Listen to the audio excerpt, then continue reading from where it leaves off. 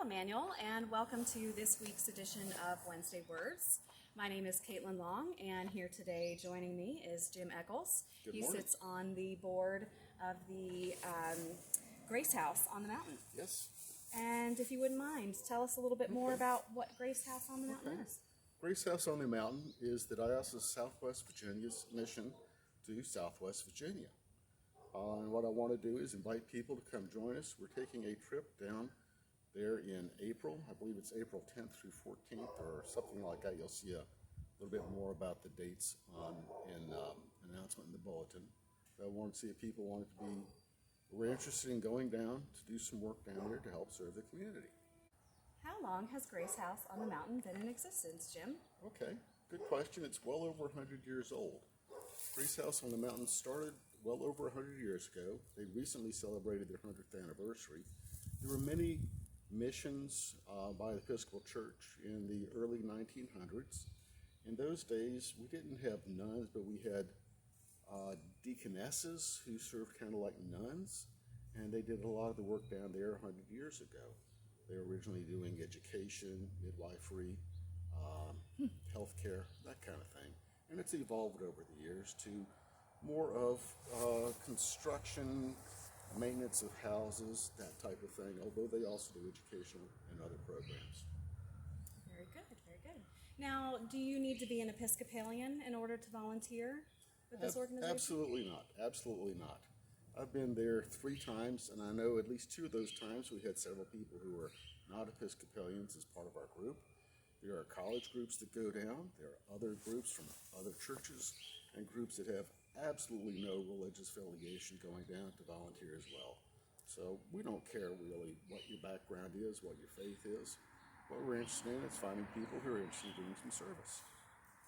Excellent. Now, is there a cost associated for volunteering? Yes, there is. Grace House is partly supported by the Episcopal Diocese of Southwest Virginia, but they also need funds for the upkeep of the facility and for the construction project. So we ask that people make contributions. Typically we ask for $20 for each night you're spending there to help defer the cost of the maintenance and upkeep of the facility. And we ask people to contribute $100 if they can toward the materials that be used in construction projects. It's not absolutely required, but there are costs to running the operation, and so we ask people for contributions. Okay. Now, where would people stay if they choose to come down and volunteer? Great question. They have a wonderful facility at Grace House on the Mountain. They have one very large bunkhouse. It's divided into 2 portions, one male and one female. And when I first heard I was staying in the bunkhouse, I thought, oh boy, I've stayed in those before. When I got there, I was very surprised to find they had the most comfortable bunk beds I have ever been in my life, and I've been in quite a few. They have a separate building that serves as it has a very large kitchen, almost an industrial-sized kitchen. So it's very easy to cook for a large group, to store the food, area you can all eat together. And then upstairs they have a large lounge-like area you can use for meetings, for relaxing, reading. I think you can even watch TV there if you want. Oh, wow. Excellent. And so would volunteers need to bring any tools or any materials, or are those things provided? Okay. Grace House has all the tools that we will need to do any kind of work. When I go, I always take my tools because I'm most comfortable using my own tools. I know what they are, how to work them, and that way I know I have what I need and where it is. But it's not required. You don't need tools. In fact, you don't really need any construction experience. You don't need to be able to drive a nail into a board. We're happy to teach you to do things and give you tasks to do that do not require any special skills. If you have construction skills, fantastic, we'd love to have you. But if not, that's not a requirement. Okay.